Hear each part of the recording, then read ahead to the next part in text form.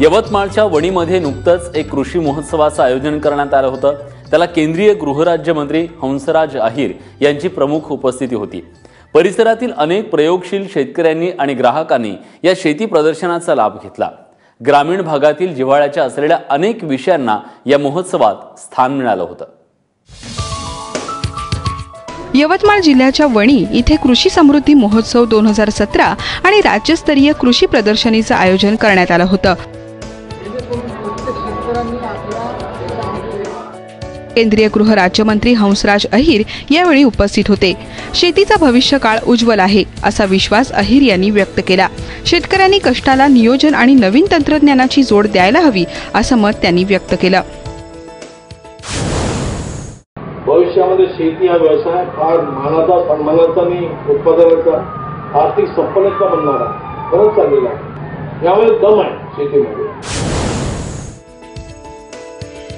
पशुसंवर्धन, रेशीम, वन विभाग, कृषी विभाग तसंच कृषी विद्यापीठाचे विविध स्टॉल्स इथे लावण्यात आले होते। वणी तालुक्यातील रासा गावचे शेतकरी अरुण पावडेही इथे आले होते।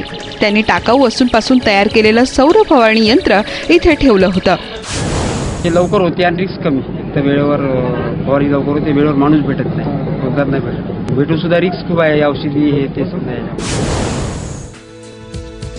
शेतकऱ्यांच्या शेतातील उत्पादित शेतमालाला योग्य भाव मिळावा यासाठी येथे धान्य महोत्सव लावण्यात आला होता।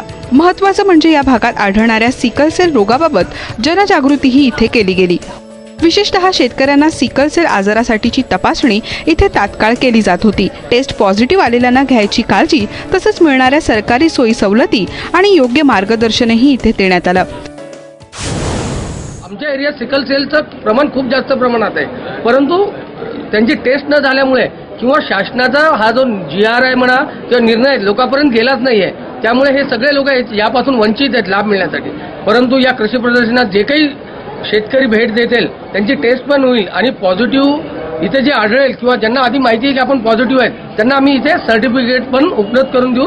त्यांना विदिन 4 दिवसात शासकीय लाभ मिळणं चालू होईल। या रुग्णांना मोफत पूर्ण एसटीचा प्रवास मोफत, तसेच त्यांना रक्त कुठल्याही शासकीय रक्तपेढीतून फुकट मिळतं। एकूणच या प्रदर्शनीत उन्नत शेतीकडे नेण्यासाठी महत्त्वाच्या ठरतील अशा टिप्स मिळाल्याचं शेतकरी सांगत होते। वणी यवतमाळहून कपिल शामकुवरसह ब्युरो रिपोर्ट, ABP माझा।